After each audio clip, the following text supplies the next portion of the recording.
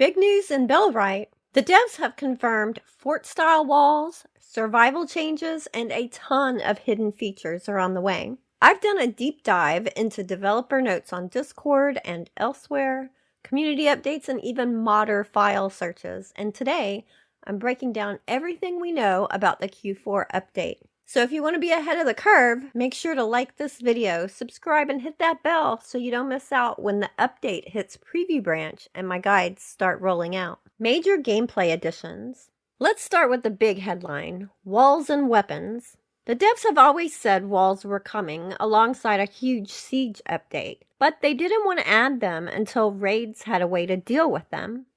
Well, in Community Update 6, we finally saw a sneak peek. Walls can now be drawn out just like roads, and raiders can smash through our gates to force entry. Even better, we got a glimpse of guards stationed on towers defending our village and wielding new gear, like this crossbow. And tell me if you saw it too. When the raiders breached the gate, was that a fireball being shot at them? Because if so, firepower could be closer than we think. But it's not just walls. The devs are also working on tax collectors and brigand logistics. That means Ashbourne's power will actually determine the size and strength of tax parties threatening our liberated villages. Taxes collected will be used to hire brigands, so the stronger he grows, the bigger the threat. Then there's fences and fort walls. While fences and how they're made won't change how they work yet in the Q4 update, it's because the devs are wanting to make sure that the changes for how we place down fences work for existing worlds as well, and that's a little more complicated. But fort walls will, and they'll already function like roads for easy placement. And don't forget prosperity changes. The prosperity system itself is getting an overhaul in this Q4 update. That is definitely going to warrant a guide. Survival mechanics, unlocked but hidden. Now here's where things get really interesting. A modder named Cole Spotty dug deep into the game's files and uncovered a bunch of survival mechanics that are technically already in the game, but not yet activated. First, thirst and thirst damage. The system is in place. There's even an inventory variable for auto-drinking water, but it's inactive right now. Once it goes live, proximity to drinkable water is going to be critical for building settlements. Maybe we'll get a toggle option in our settings for either having to go and drink the water or for automatically drinking it as long as we pass by a clean water source. Either way, clean water and fresh food will likely be tied to the overall village health. Next, poison and illness. The game files show triggers from contaminated food, snake and spider bites, dirty wounds, and even alcohol consumption.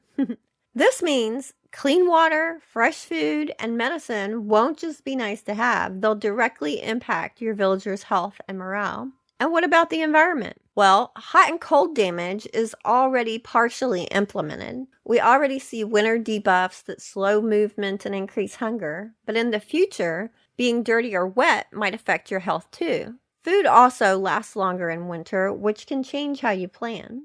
Oh, and yes, burn damage is technically already in there as well. I wonder how that could relate to that possible fire arrow we saw flying. One more hidden gem, the fallen state.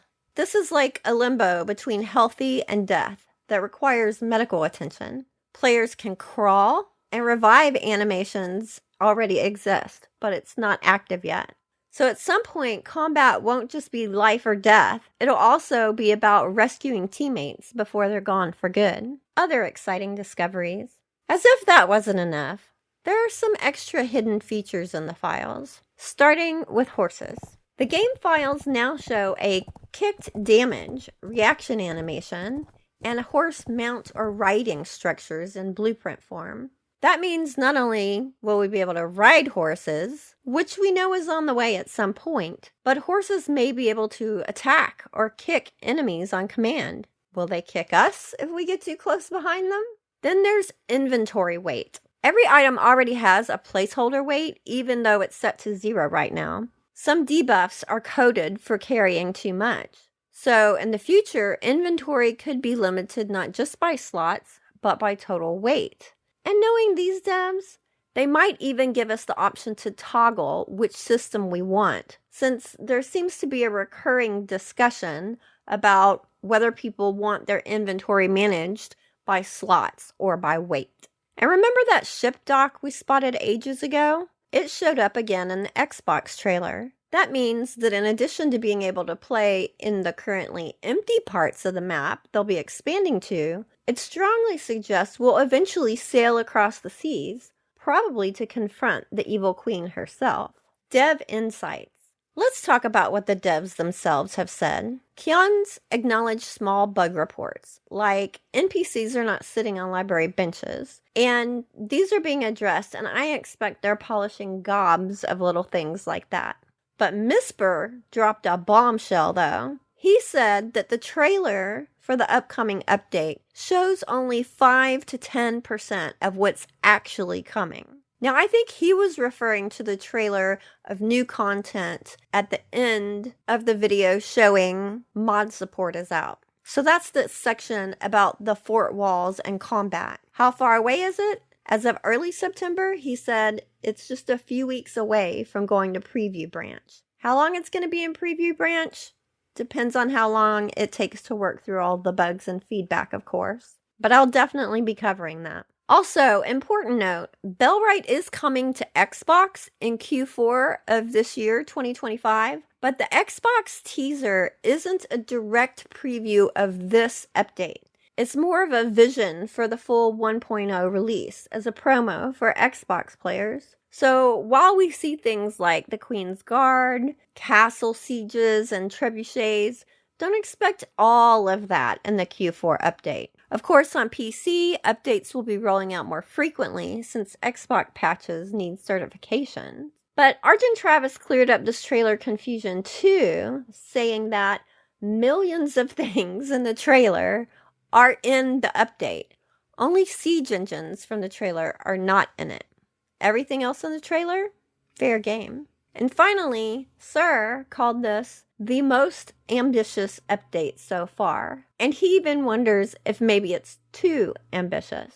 Now that is saying something considering how much they cram into all of these updates that just keep rolling out. Bellwright's Q4 update is shaping up to be absolutely massive. We're talking walls, crossbows, brigands upgrades, prosperity changes, hidden survival mechanics, and so much more we don't even know about. What are you most excited for? Let me know in the comments. I read them all and I love to hear your theories. If you enjoyed this breakdown, don't forget to ring that bell so you don't miss when I cover the game in Preview Branch and guides start rolling out. Until then, happy gaming.